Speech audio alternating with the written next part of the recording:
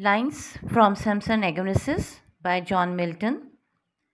Explanation in Urdu and Hindi, vocabulary, short answered questions, and objectives by Professor Shahla Yusuf. Bismillahirrahmanirrahim. Rabbi yassir wala tuwassir wa Rabbi ta'ammim bil khair. बिस्मिल्लाहिर्रहमानिर्रहीम। आज जो हम पढ़ रहे हैं हमारी poem वो है लाइंस फ्रॉम सैमसन एगोनिसिस। सबसे पहले इसके टाइटल को समझ लीजिए कि ये जो लाइंस फ्रॉम लिखा हुआ है इसका मतलब ये है कि आपके पास सैमसन एगोनिसिस की कंप्लीट पोएम हरगिज़ भी नहीं है। इसकी कुछ लाइंस हैं, ये बड़ी पोएम है और इस पोएम से कुछ लाइंस लेकर आपको दी गई हैं ताकि आपके भी इल्म में रहे कि जॉन मिल्टन की पोइट्री आपके इल्म में रहे या उसकी जो बहुत क्लासिक चीज़ें हैं जो कि बहुत मशहूर हैं। जब आप इंग्लिश लिटरेचर पढ़ रहे हैं, पोएम पढ़ रहे हैं, तो फिर जब आप यहाँ से इस रास्ते से गुज़र रहे हैं तो इस राह की जो अच्छी चीज़ें हैं वो आपके इल्म में ज़रूर होनी चाहिए। लिहाजा मिल्टन की पोएम में से जो एक मशहूर पोएम है सैमसन एगोनिसिस, उसका कुछ एक्सट्रैक्ट आपके लिए लिया गया है। गर्चे जॉन मिल्टन की जो पोएम है जो बहुत ज़्यादा मशहूर है वो तो है उनकी एपिक पैराडाइज लॉस्ट और पैराडाइज रीगेन, जो कि बहुत ज़्यादा मशहूर है। और मिल्टन का मुकाम जो है वो पोइट्री में ऐसा ही है जैसा कि हमारे यहाँ बड़े बड़े शौरा जो हैं उनका मुकाम है। तो इस बात को याद रखिएगा कि मिल्टन की पोइट्री एक तो थोड़ी सी मुश्किल मानी जाती है क्योंकि ग्रीक इन्फ्लुएंस के साथ है। ग्रीक मैथोलॉजी में जो कहानियाँ होती हैं उसको भी इन्होंने ड्रामेटाइज किया हुआ है, लेकिन इसके अलावा जो है उनकी पोइटिक जो राइटिंग है वो भी इन्फ्लुएंस है स्पेंसर से। स्पेंसर एक बहुत बड़े राइटर थे, तो इस वजह से भी थोड़ी सी मुश्किल है। लेकिन यहाँ पर जो हमें दिया गया है एक्सट्रैक्ट सैमसन एगोनिसिस पोएम का, तो ये काफ़ी आसान है, इसमें कोई इतने ज़्यादा मुश्किल अल्फाज नहीं हैं, आपको समझने में इतनी परेशानी नहीं होगी। थोड़ा सा जो है मिल्टन के बारे में ज़रूर जान लीजिए। जब हम किसी एक पोएट के बारे में पढ़ रहे हैं तो फिर हमें इल्म भी होना चाहिए कि वो पोएट जो है वो कैसा है। तो जॉन मिल्टन जो है 1608 में ये पैदा हुए और 1674 में इनकी डेथ हो गई।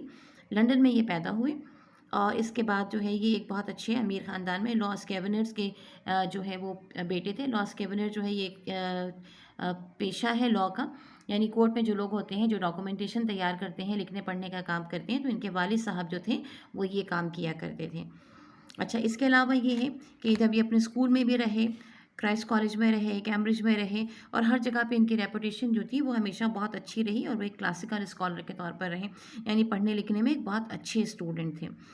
अच्छा, इसी तरह आप मज़ीद आप देखिएगा कि आप ही की बुक में ये देख लीजिए, पेज नंबर है ये जहाँ पर 80 है और ये पेज नंबर 81 है कि जहाँ पर जो आपके पोइट्स हैं जिन जिन की पोएम्स ली गई हैं उनके बारे में थोड़ी बहुत मालूमात आपको दी गई है ताकि आपके इल्म में रहे कि क्या चीज़ है। तो इसी तरह यहाँ देखिएगा कि मिल्टन ने जो है 1967 में जो है उन्होंने पैराडाइज लॉस्ट लिखी, जिसको उन्होंने पब्लिश किया। लिखी तो ज़ाहिर है कि एक अरसा लगता है लिखने में, और 67 में लेकिन ये पब्लिश्ड हुई। और फिर इसके बाद जो है उनकी Samson Agonistes plus Paradise Regain, Paradise Lost के बाद उन्होंने पैराडाइज रीगेन लिखी 1961 में।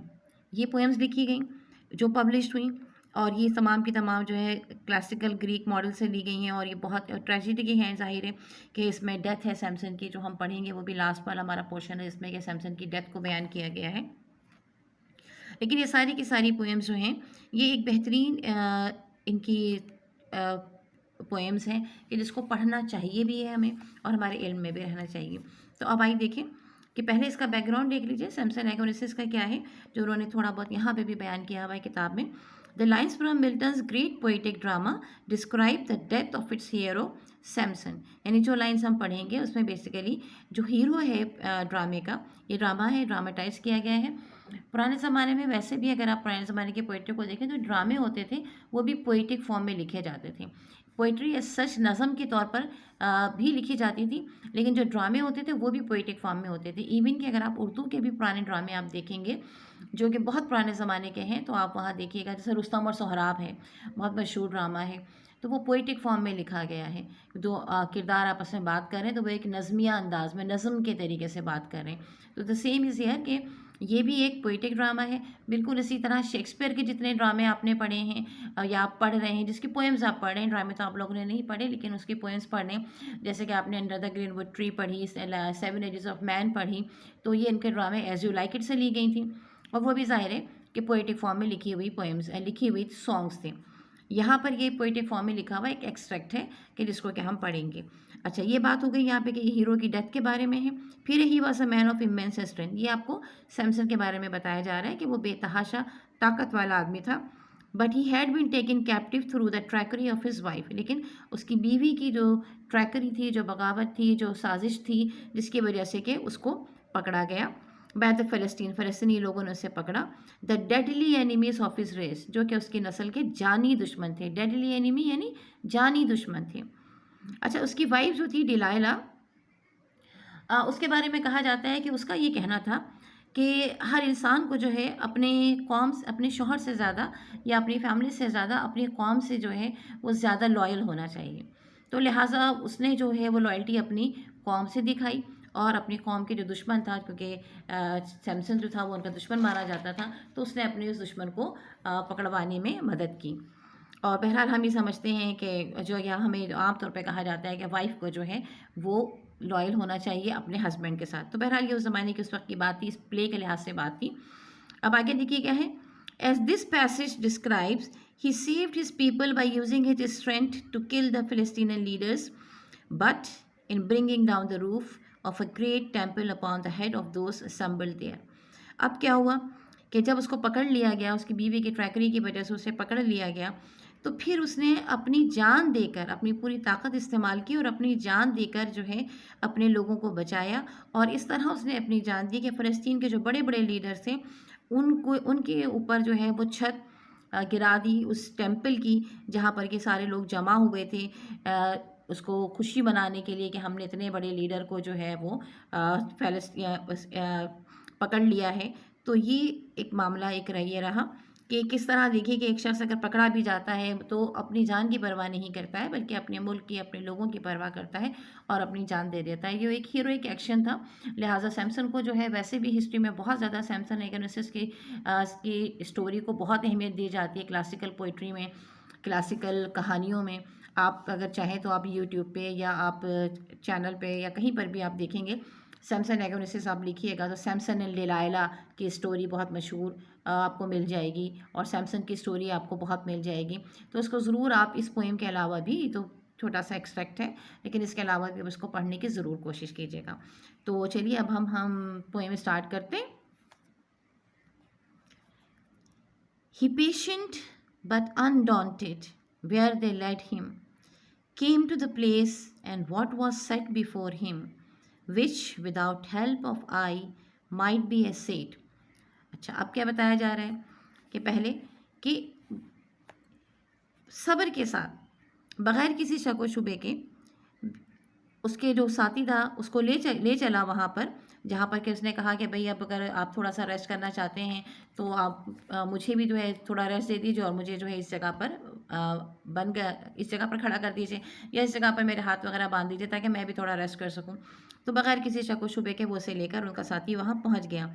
विच उन पहले and what was set before him, जो कुछ उसके सामने रखा गया था, without help of eye might be asset, जो कि आँखों की मदद के बगैर भी देखा जा सकता था। देखा जा सकता मतलब महसूस किया जा सकता था, उसको एनालाइज़ किया जा सकता था कि वो क्या चीज़ उसके सामने मौजूद है, या उसको अटेम्प्ट किया जा सकता था, जो टास्क उसको दिया गया था वो बग़ैर आँखों की मदद के, बग़ैर देखे हुए भी किया जा सकता था।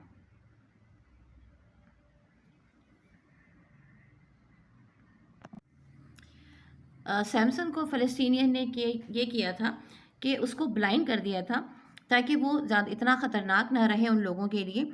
और फिर उन्होंने एक बहुत बड़ी सी दावत दी जिसमें तमाम अपने बड़े बड़े लोगों को बुलवाया और वहाँ पे सैमसन के सामने जो है बहुत सारी चीज़ें रखी कि वो अपनी ताकत का मुज़ाहरा करे और वो उससे महसूस हो के देखें इतना ताकतवर आदमी हमने पकड़ लिया है और अब हमारे कहने पर वो तमाम काम कर रहा है जो हम चाह रहे हैं, तो उससे वो तमाम काम करवाए। तो इस मौके पर जो है वो सैमसन ने भी वो तमाम काम किए जो कुछ उससे कहा गया।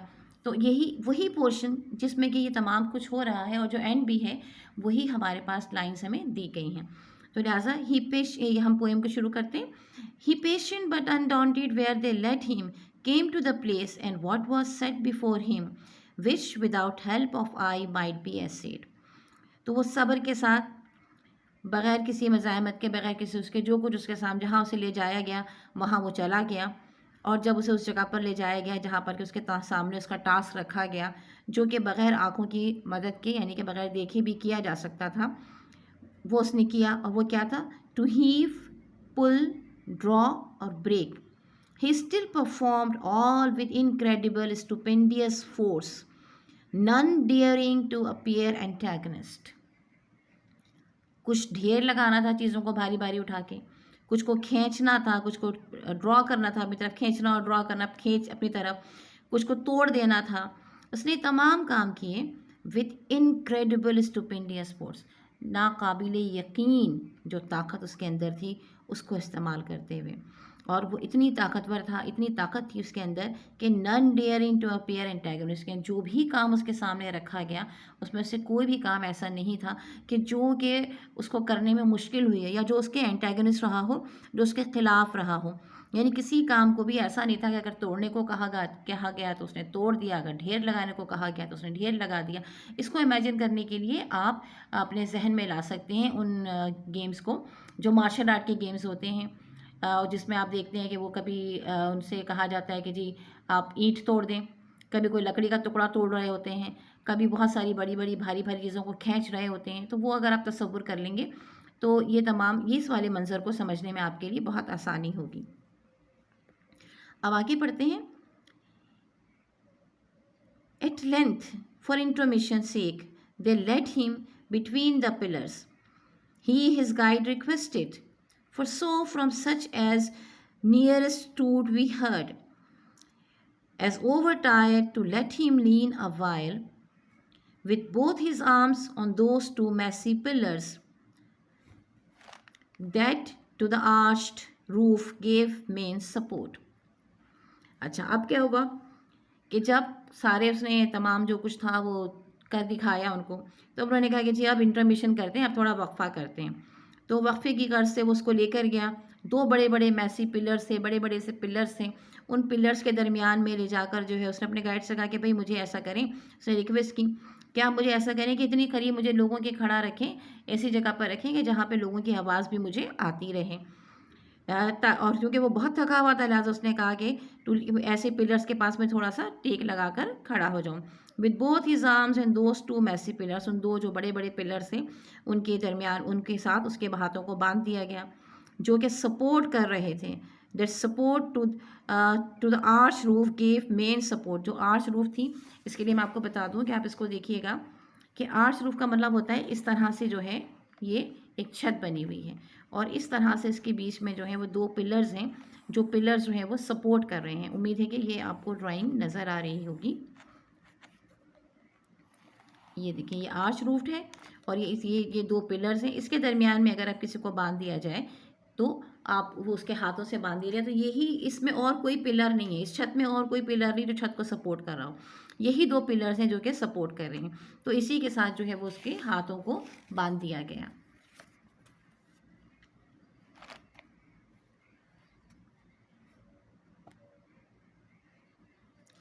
He unsuspicious led him, which when Samson felt in his arm, अब जो शख्स था जो कि उसको लेकर गया,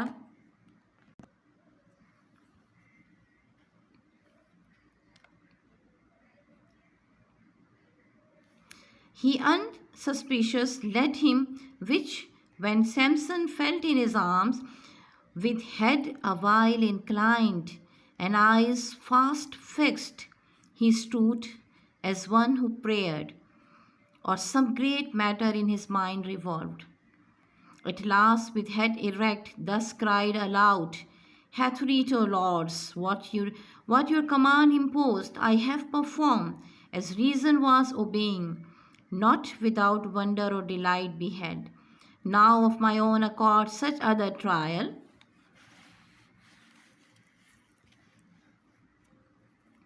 I mean to show you of my strength, yet greater, as with a mace shall strike all who behold. Thus uttered, straining all his nerves, he bowed, as with the force of winds and waters pent, when mountain trembled those two massive pillars, with horrible convulsion to and fro. He tugged, he shook, till down they came and drew the whole roof after them with burst of thunder. upon the heads of all who sat beneath, lords, ladies, captains, counselors, or priests, their choice nobility and flower, not only of this but each Palestine city around, met from all parts to solemnize this feast. Samson with these inmates inevitably pulled down the same destruction on himself. अब यहाँ से दोबारा से देख लीजिए, क्योंकि ये lines एक साथ थी और इनको पढ़ने में जब भी आपको सुनने में मज़ा आएगा जब इनको एक साथ पढ़ा जाए, इसलिए मैंने इसको एक साथ पढ़ दिया है। अब यहाँ से देख लीजिए कि हमने जहाँ छोड़ा था हम वहाँ से देखते हैं। ही अनसस्पिशियस, यानी कि जब उस शख्स से कहा गया जो कि सैमसन को लीड कर रहा था, उसको गाइड कर रहा था कि जहाँ ले जाकर उसको उसके हाथ वगैरह बांधने हैं या उसको खड़ा करना है, जब उससे कहा कि भाई मुझे ज़रा इन पिलर्स के पास ऐसी जगहों पे मुझे खड़ा कर दो जहाँ से मुझे आवाज़ आती रहे, तो वो बगैर कुछ सोचे हुए कि ये कुछ करेगा या कुछ ऐसी गलत काम करेगा या हमारे लिहाज से गलत काम करेगा या हमारे नुकसान का बायस बनेगा, उसको ले गया। लेकिन जब सैमसन ने फेल्ट किया, अपने हाथों में महसूस किया इन पिलर्स को छू कर के भाई ये कितने मजबूत हो सकते हैं, कैसे हो सकते हैं, उनकी ताकत को महसूस किया, फिर with head a wild incline, फिर थोड़ी देर तक वो सर झुकाकर खड़ा रहा। एन आइज फास्ट फिक्स, और आंखें एक जगह पर जमी रहीं। जैसे इंसान कोई सोच रहा होता है ना, तो किसी एक जगह पर देख नहीं रहा होता, लेकिन ऐसा लग रहा होता है जैसे वो किसी एक जगह पे उसकी आंखें फिक्स हैं। तो बिल्कुल इसी तरह उसका वो सर झुकाया, वो वहाँ खड़ा रहा। एज वन हु प्रेड, बिल्कुल ऐसे जैसे कि वो कोई दुआ कर रहा हो, कोई इबादत कर रहा हो, अल्लाह ताला से कुछ मांग रहा हो, या फिर some great matters in his mind revolve, या उसके दिमाग में कोई बहुत इंपॉर्टेंट सी बात घूम रही हो और वो उसके बारे में सोच रहा हो। एट लास्ट, अब जब ये सारा मामला हो गया, यानी या वो सोच रहा था या वो इबादत कर रहा था, जो भी हुआ, उसके बाद उसने क्या किया, at last with head erect the cried allowed, उसने अपना सर सीधा किया, यानी जो झुका के इंक्लाइन किया हुआ था, नीचे झुका हुआ था, उसने अपने सर को सीधा किया और वो जोर से चिल्लाया, यानी ज़ोर से उसने कहा, hitherto lords what your command impose, और उनको कहा कि जनाब वाला, आपकी जो भी कमांड, आपने जो भी बातें कही थी मुझसे, आई हैव परफॉर्म्ड, मैंने वो सारी की सारी की। एज रीज़न वॉज ओबेइंग, क्योंकि रीज़न क्या था, वजह क्या थी कि मैं आपको ओबे करना चाहता था, आपकी अतात करना चाहता था। नॉट विदाउट वंडर और डिलाइट बी हेल्ड, और कोई मुझे से कोई खुशी नहीं हुई है कि कोई बहुत मैंने खुशी वाला कोई अच्छा वाला काम किया, ऐसा कुछ नहीं है, मगर मुझे जो है वो आपने क्योंकि कहा तो मैंने कर दिखाया। Now of my own accord such other try, लेकिन अब अपनी मर्ज़ी से, माई ओन अकॉर्ड, मैं अपनी मर्ज़ी से जो है वो आपको एक ऐसा काम करके बताना चाहता हूँ। I mean to show you of my strength, कि मैं अपनी ताकत आपको बताऊँ। येट ग्रेटर, जो इससे कहीं ज़्यादा है, यानी आपने जो अपनी हिसाब से अपनी सोच के मुताबिक मेरे सामने जिन चीज़ों का ढेर लगाया, जो चीज़ें मुझे तोड़ने को दी और जो मेरी ताकत का मुजाहरा करने के लिए मुझे किया, वो मैंने आपके लिए किया, लेकिन आपने मेरी ताकत का गलत अंदाज़ा लगाया। यानी कहने का मकसद ये है कि मेरी ताकत तो इससे कहीं ज़्यादा है। अब मैं आपको बताता हूँ कि मुझ में कितनी ताकत है, और यकीनन आपको जो है वो आप उसको देखेंगे, बहुत हैरत से देखेंगे, ठीक है ना। As with amaze shall strike all who behold, क्योंकि वो तमाम लोग जो देख रहे होंगे वो सब के सब क्या होगा, सब के सब हैरान हो गए जब उसने ये कहा कि हम ऐसा करेंगे, और जो देख रहे होंगे वो हैरत में रह जाएंगे। दिस अटर्ड, ये कहने के बाद, स्ट्रेनिंग ऑल हिज नर्व्स, अपने तमाम नर्व्स को, तमाम असाब को उसने जो है खींचा। जैसे वो कहते हैं ना, कोई बात करने से पहले, कोई ताकत जमा करने से पहले, आपने देखा होगा वो पहलवान वगैरह भी काम कर रहे थे तो गले की जो उनकी रगें होती हैं वो फूल सी जाती हैं। ही बोर्ड, वो झुका, यानी उसने जैसे आपने चाइनीज़ को देखा है कि काम करने से पहले, या आपने रेसलर्स को देखा है पहलवानों को कि वो सामने की तरफ झुकते हैं, बो करते हैं, तो लिहाजा वही उसने किया।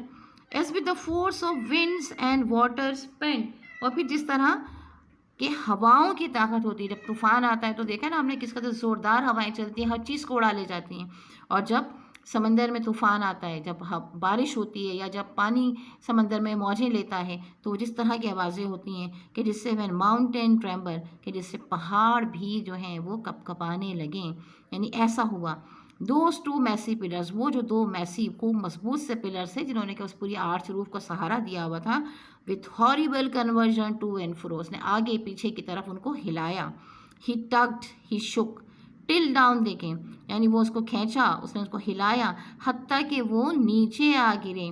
And drew the whole roof after them, और ज़ाहिर है कि जब पिलर्स गिर गए तो उसके पीछे ही पूरी की पूरी छत भी एक धमाके के साथ, ये बर्स्ट ऑफ थंडर, एक बहुत बड़े धमाके के साथ वो भी गिर पड़ी upon the heads of all who set beneath, उन तमाम लोगों के सरों पर जो कि वहाँ बैठे हुए थे। अब वो कौन कौन लोग थे?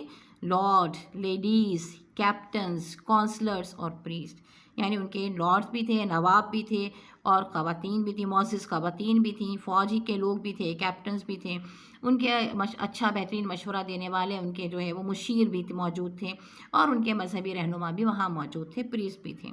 There choice nobility and flower not only of this but each Palestine city around, यानी वो उनके चुने हुए मुंतखब करदा, अब नोबिलिटी आला लोग थे, बेहतरीन लोग थे, उनके फ्लावर थे, जैसे हम एक गुलदस्ता बनाते हैं तो उसमें खूबसूरत फ्लावर चुनते हैं ना, तो बिल्कुल इसी तरह इस दावत को मनाने के लिए या इस खुशी को मनाने के लिए उन्होंने ना सिर्फ ये कि फ़लस्तीन से जो एक शहर था बल्कि उसके अतराफ़ भी जितने लोग वहाँ मौजूद थे उन सबको बुलाया हुआ था, ताकि वो सब यहाँ पर आएँ और हम इस खुशी को मनाएं कि हमने जो है एक बहुत बड़े लीडर को कैद कर लिया है, उसको हमने पकड़ लिया है। लेकिन हुआ क्या कि वो सब के सभी एक साथ मारे गए। Met from all parts to solemnize this feast, हर हिस्से से बुलाया गया था ताकि मनाया जाए इस दावत को। Samson with these in mixed, और उन्हीं लोगों के दरमियान में इन मिक्स सैमसन भी inevitably pull down the same destruction on himself, उसने अपने ऊपर भी वही मुसीबत डाल ली जो कि उसने उन सब पर डाली।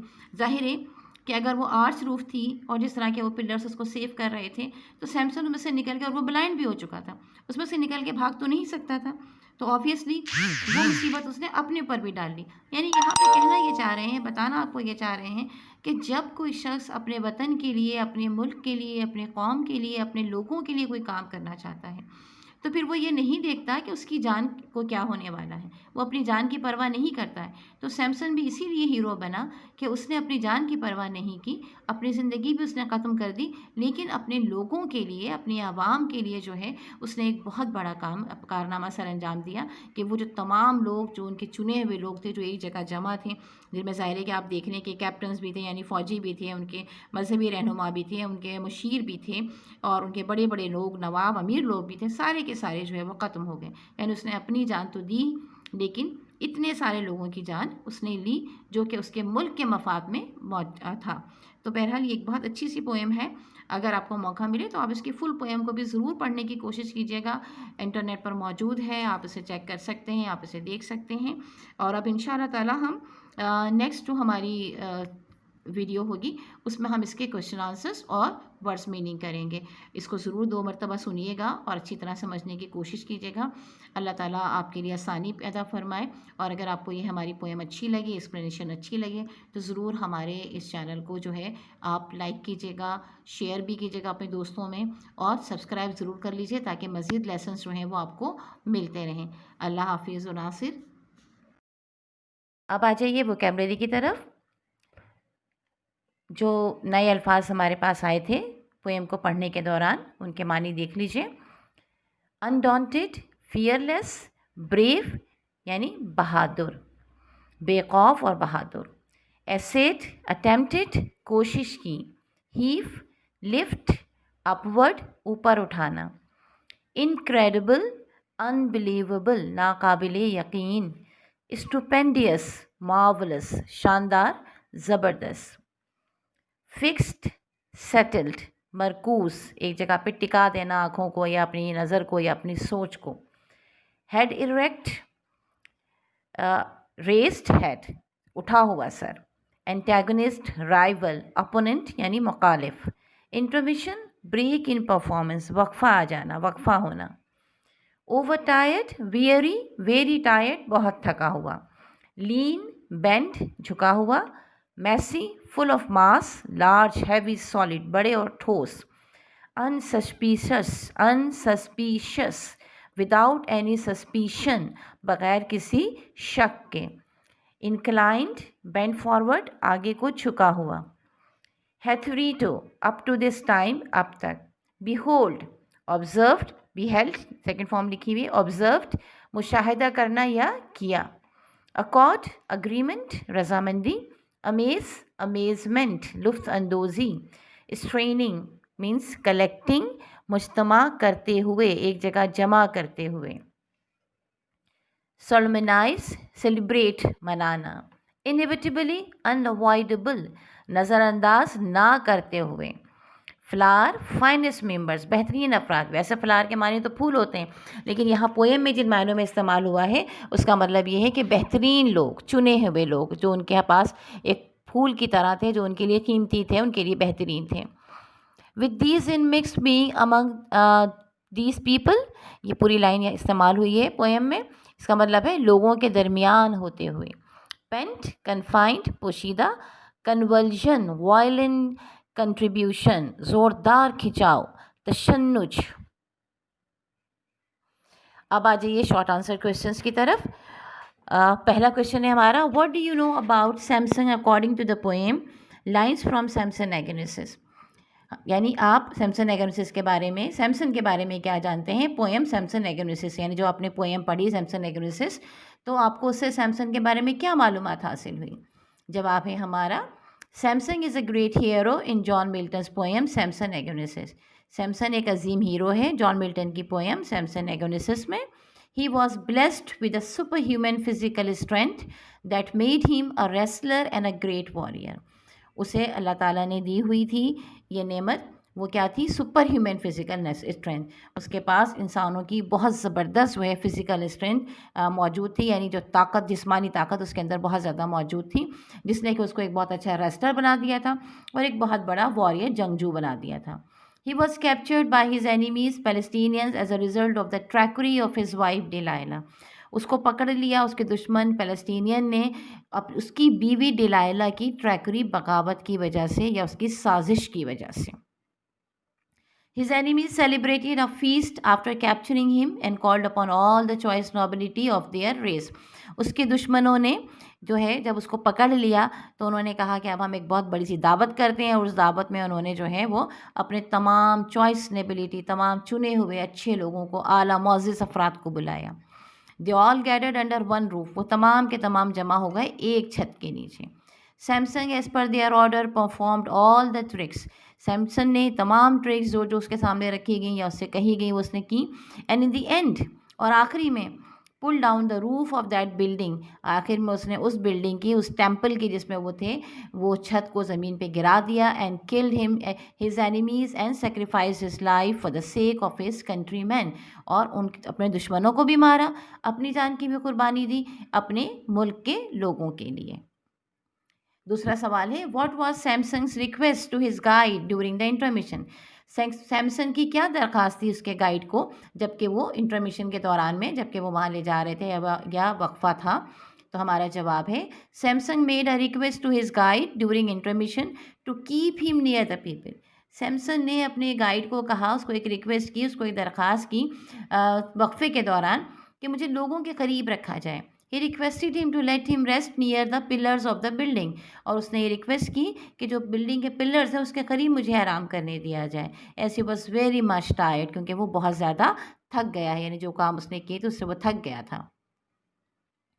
क्वेश्चन नंबर 3 है हमारे पास, how was the behaviour of Samson when the guard allowed him to take rest between the pillars. Samson का बिहेवियर, रवैया क्या था जब गार्ड्स ने उसे इजाज़त दे दी कि वो जो 2 पिलर्स हैं उनके दरमियान में आराम कर लें। जवाब है, Samsung stood between the pillars silently, Samson खड़ा हो गया पिलर्स के दरमियान में खामोशी के साथ। When the guards allowed him to take rest, जब गार्ड्स ने उसे इजाज़त दी आराम करने की। The Palestinian had made him blind, Palestinian ने उसे अंधा कर दिया था। So he left the pillars, he felt the pillars in hand, लिहाजा उसने अपने हाथों से पिलर्स को महसूस किया, उसकी स्ट्रेंथ को महसूस किया। बाई टचिंग दैम, उनको छू कर।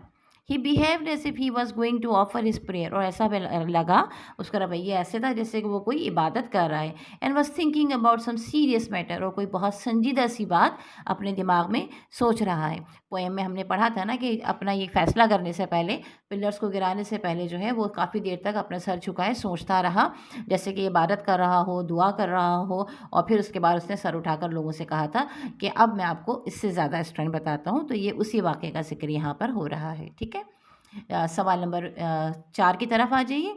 How did Samson take revenge from his enemies, Samson ने अपने दुश्मनों से इंतकाम, रिवेंज, इंतकाम कैसे लिया। आंसर है, Samson requested his guard to let him rest between the pillars of the temple. Samson ने रिक्वेस्ट की, दरख्वास्त की अपने गार्ड से कि उसको इजाज़त दे दें कि वो पिलर्स के दरमियान में, टेम्पल के पिलर्स के दरमियान में जो है वो आराम कर लें. That pillars were supporting the arch roof of the temple. और वही पिलर्स जो हैं वो आर्च रूफ जो थी, तो कमान की तरह बनी हुई छत थी, उसको सपोर्ट कर रहे थे. Samson fail the strength of the pillars in his hand. Samson ने पिलर्स की स्ट्रेंथ को अपने हाथों में महसूस किया. And then he address his enemies. और फिर अपने एनिमीज़ को एड्रेस किया, यानी उनके सामने मुखातिब हुआ. And told him that he was going to show the greatest feat than he had already shown. और उन्हें कहा कि मैं अब से ज़्यादा ताकतवर आपको अपनी फीट जो है मुजाहरा करूँगा, अपनी ताकत का, जो कि मैं इससे पहले कर चुका हूँ, उससे कहीं ज़्यादा.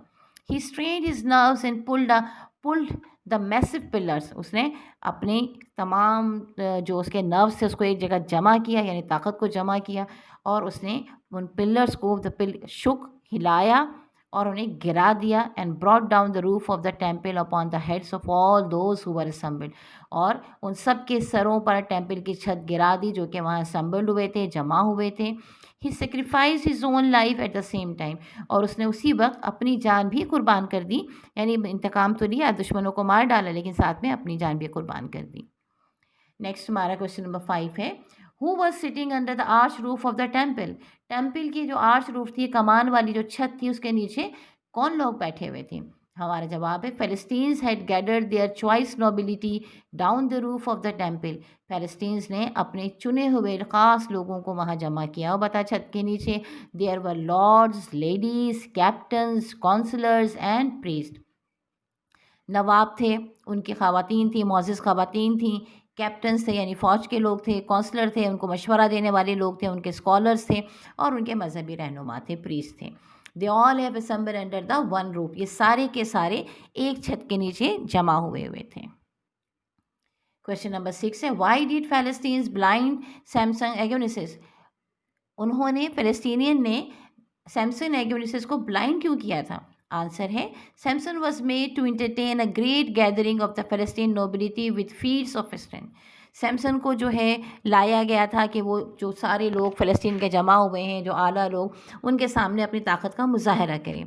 ही was blind for the Philistines. Philistines के लिए उसको ब्लाइंड कर दिया गया to make him a less dangerous captive, ताकि उनका शिकार जो है वो ज़्यादा ताकतवर, ख़तरनाक ना रहे. Had put out his eyes. उन्होंने उसकी आंखें निकाल दी, यानी उसको इसलिए ब्लाइंड कर दिया गया. आसान अगर हम अपनी उर्दू सलीस उर्दू में हम बात करेंगे तो हम कहेंगे कि ताकि वो इतना ख़तरनाक ना रहे जितना कि वो था, लिहाजा उसको ब्लाइंड कर दिया गया. Now objectives. Number 1, the poem Lines from Samson Agonistes is written by dash. The most famous epic of the Milton is dash. ये मैंने आपको जब एक्सप्लेनेशन के दौरान में बताया है मिल्टन के बारे में कि उनकी मशहूर एपिक जो है वो कौन सी थी, उसका नाम आपने लिखना है. Samson was the man of dash. The enemies of Samson and his tribe were the dash. The name of Samson's wife was dash. Samson was captured by the trickery of his dash. Palestinians made Samson dash. अभी हमने पढ़ा. In front of Samson's strength, no feat given to him was dash. Samson pulled down the arch roof of the dash. Samson sacrificed his life by pulling down the roof of a temple upon his enemies and dash. Philistines had gathered their choice nobility all over the world. अच्छा, all over the dash.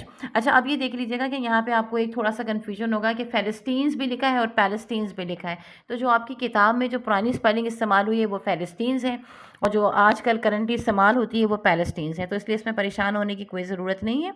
ठीक है, मुझे उम्मीद है कि जी ये रहे answers. ठीक है, लेकिन कोशिश कीजिएगा कि आप पहले इसे खुद फिलअप करें, फिर उसके बाद आंसर्स देखिएगा. हमेशा मैं आपसे यही बात कहती हूँ ताकि आपको ये अच्छी तरीके से समझ में भी आ जाए और आप खुद अपना एक टेस्ट ले सकें ना. आपको अपना एक टेस्ट हो जाएगा कि मुझे कितना सही पता है और मैंने कितना अच्छा से समझा है इसको. Okay, thank you very much.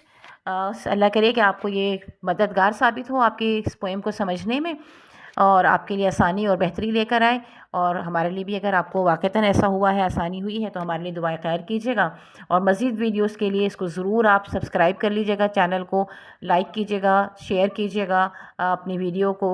और कोशिश कीजिएगा कि आपके वो दोस्त जिनके पास जो कि यूट्यूब से डायरेक्टली अपलोड नहीं कर सकते हैं, आप उनको ज़रूर इसे जो है वो डाउनलोड नहीं कर सकते हैं, तो उनको आप ज़रूर डाउनलोड करके आप उन तक, अपने दोस्तों तक इनको पहुँचाइए, ताकि उनके पढ़ने में भी मदद हो और आपको भी सवाब मिले। ठीक है? और हमारे लिए भी दुआ कीजिएगा, अल्लाह ताला आपके लिए, हमारे लिए आसानियाँ करे और हमें भी मज़ीद काम करने की तौफ़ीक अता फ़रमाए और आपको बहुत अच्छा पढ़ने की तौफ़ीक अता फ़रमाए। अल्लाह ताला आपको बहुत सारा इल्म अता फ़रमाए। आमीन सुम्मा आमीन।